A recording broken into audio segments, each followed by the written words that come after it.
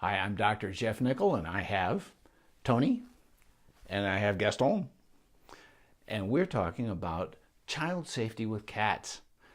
We tend to think a lot about dog bites to kids, and that's a serious issue, but cats can inflict significant injuries. And if you have a cat, or plural cats, and you have children, or children are going to be visiting, you want everybody to have a nice relationship. You want things to be, you want the children to learn how to interact with pets and do it safely and with gentleness and with kindness. And so we're calling this Cats and Kids Snuggle Bunnies or Predators. And the truth is, cats are naturally both. So if you have a question as we go, by all means, put it in there and I'll address it. And if you really like what you're doing, you can hit the wow button or the heart, or put somebody's name in so they can participate or come to the Facebook Live later. So anyway, wouldn't it be great if your cat could be 100% guaranteed to always be gentle with children? And the answer is no pet is guaranteed. You have to be vigilant and you have to be always watching. And Anne, thank you for tuning in on this. Anne has an excellent cat named Charlotte, and there are nieces and nephews that come by, and you got to take care of everybody. So, all right. Stellar history, no guarantee. These things are challenging. I'm going to tell you a story about a young kitten, about 4 months, named Tequila. Belonged to a family, and they had 3 children. Youngest was a 2-year-old little boy. Well, this cat didn't necessarily discriminate who it was going to be aggressive toward. As these folks were walking around their house, just going about their business, this little rascal would hide behind a corner and then lunge out in ambush, come from behind, and wrap all 4 legs around their calf and sink his teeth into their muscle.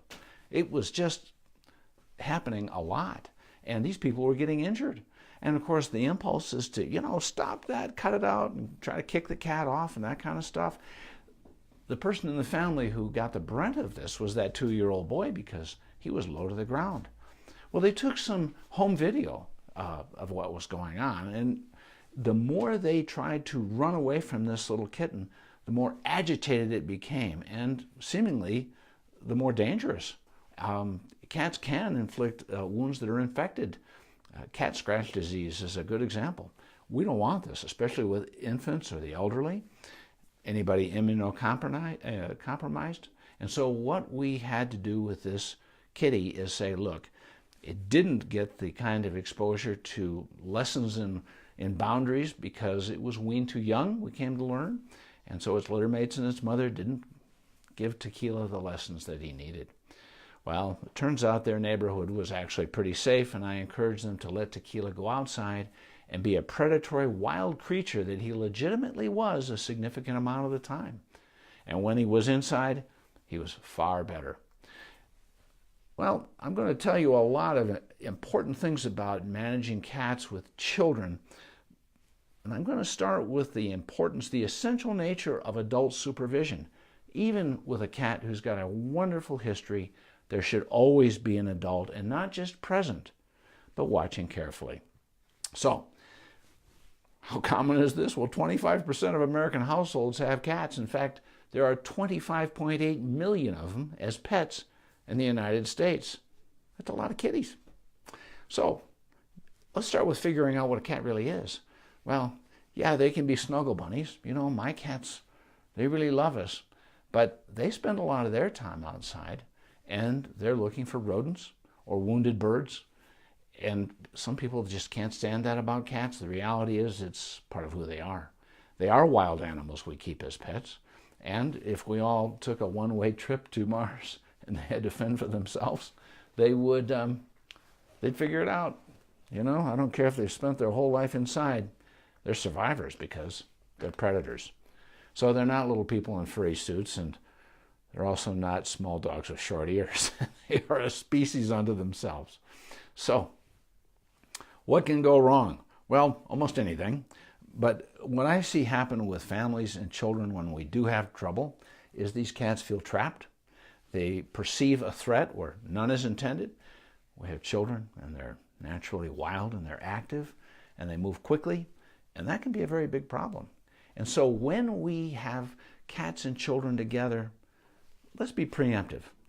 Let's have a look at the children and say, is that child in one of those calm frames of mind or one of those wild frames of mind?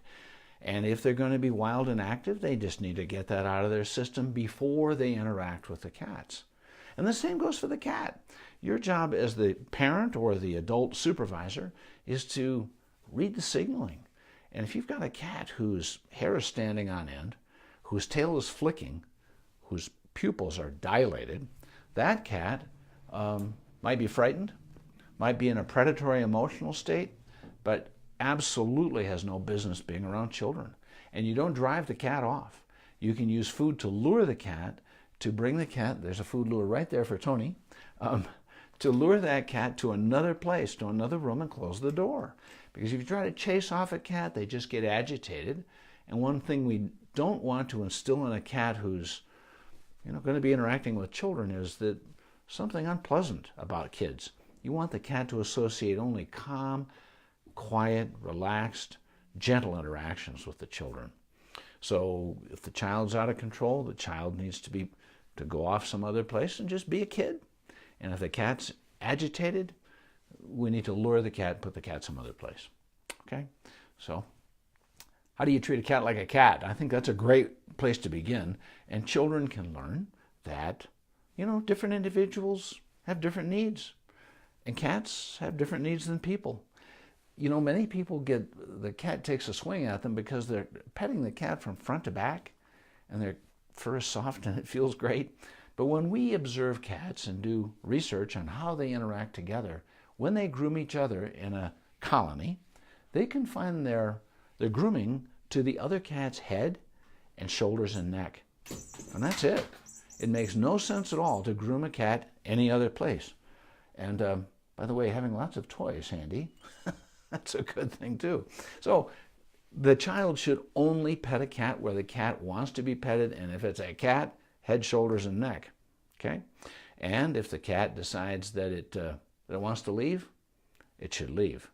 Allowing children to chase a cat, big, big mistake.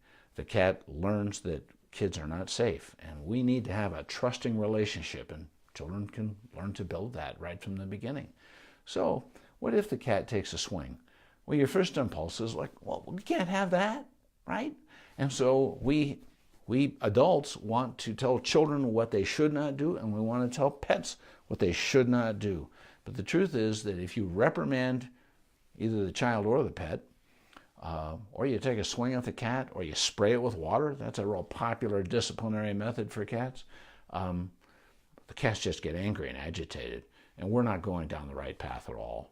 So if we have a situation where you get a clear sense that, this cat's getting agitated, and maybe it's sitting on the child's lap, you can take hold of that little boy or girl's hand and say very quietly, we're going to stand up slowly so that cat can drop off your lap and let that cat walk away. Because when the interaction is over, it's over. Sometimes the child really wants that cat in its lap and it wants to hold on to that cat more firmly. But we need to explain that just scares the kitty. We never want to restrain them. If the cat wants to be there, that's delightful. And if the cat doesn't, well, we're going to accept that. And of course, these two kitties, Tony and Gaston, they love to keep exploring my office here where we do this stuff. But, I want them in this video, so I'm luring them with food. And it's completely legitimate. So the child can learn a little bit of cat body signaling too. That flicking tail, those dilated pupils, we avoid those cats. Okay? Keep all the interactions slow and gentle. Speak quietly. Avoid fast movements. Well, that's a lot of it. I haven't covered everything because, frankly, that would be impossible. There's so much to this. But I want you to understand that you can do everything right and there's still no guarantee. And if you have a cat who simply can't stand children, it should just never be around children. Cats certainly can learn things from us, but they are not, they're not going to change who they are. If they don't like kids, they don't like kids. But what I really love to see children do is sit very quietly on the floor with an adult, and if the cat's meal has been withheld and they're a little bit hungry, and you have got a tasty treat, that child can very slowly toss little bits of food toward the kitty, and if the cat learns to come toward the child, then the child can actually motivate the cat to come to them. But the cat should want the interaction. The cat should move toward the child, and then the child can start petting. But very, very gently. Keep it low key. Nothing out of control. So Gaston here did that little wiggle with his head. I'm not going to push it. Now, as far as toys are concerned, I love toys with cats. And this is one that Gaston says, hey, I want that. Well, this is a toy with a wand, okay? And this is for swinging this toy. And, you know, if it's a little bit of a distance between the human body and the cat, that works great. But many people, they make this mistake. They don't realize it causes trouble, but they'll sort of agitate the cat with their hand. Well, cats are predators, and if it moves quickly, they're going to want to go after it. And when their claws are extended, you know they're in predatory mode, or they could be defensive. So I've known people to put on a glove and then kind of play with the cat's face, and they don't get hurt. But this resembles human anatomy. People should avoid anything like that. Everything in this cat's mind that's associated with a person should be sweetness and light. If he wants to be predatory towards the little fish on the end of this little stick, I'm delighted with that. And a child can have good fun with this. But no part of the human body should ever be associated with aggression or predation with a cat. But, you know, having other toys around that they can enjoy, you know, stuff like this. Some cats are going to like these toys, some not. Since they've got an attention span when it comes to predation of about 3 to 4 minutes. If they're done playing with it, after a few minutes, we put it away and bring out a different toy. Anybody got any questions? Anybody have a problem with a cat that just, you know, it's aggressive towards them or towards children or any other cat behavior question? I'm ready for it right now. You can type it in. Or, again, when I'm done with this Facebook Live, you're welcome to send me a message on my Facebook page, drjeffnickel.com. By the way, if you want my weekly newspaper column, and you can find my Facebook Live on Tuesday mornings as well. I'll post them there. Often I write a blog, and building chapters for my next book, using those as blogs. I put those out on Tuesday mornings, and you can get all that stuff at no charge by subscribing to my website, which is drjeffnickel.com, drjeffnicol.com. And when you do subscribe, which of course is no charge, you will get my at-home pet first aid and CPR guide. So thank you for tuning in. And any questions come up on behavior issues with cats or dogs, but specifically with children, set a good example, be very observant, and never let the kids interact with pets without real careful adult supervision. Don't just be there, be watching. I'm Dr. Jeff Nickel, along with Gaston and Tony, who's over here on this other chair. Oh, and there's a question. And Charlotte likes to wrap around my ankles when I'm not paying enough attention to her. Also, when I am putting on my socks and shoes. Well, a good point, Anne. When you're putting on socks and shoes, and of course, Charlotte, your kitty is on the floor, and your hands are moving, and your sock is dangling, and Charlotte's an indoor cat, and that movement is just, it doesn't look like a mouse or a rat, but it's moving quickly, and so how can she help herself? She just goes for it. It's an innate response. It's not something that the cat consciously makes a choice. She just has to do it. And some cats, they get pretty serious about that, about playing with socks and shoes and hands.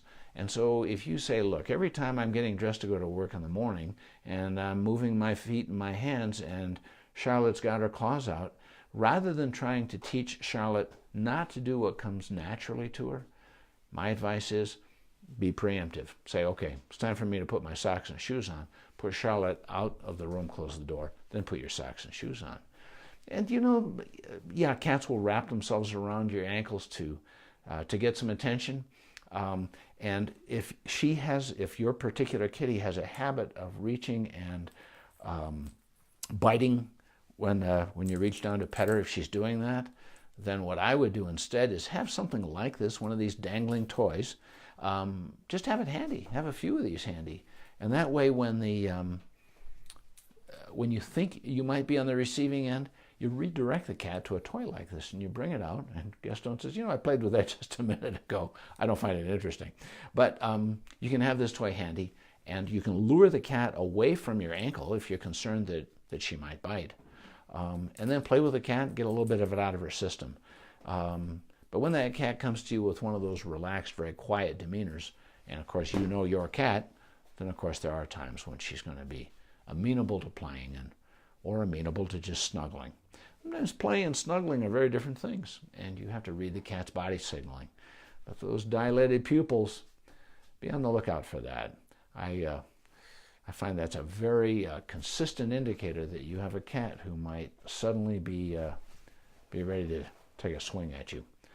Well, Gaston, say goodbye to our friends. Thanks, everybody, for tuning in. I'm Dr. Jeff Nickel.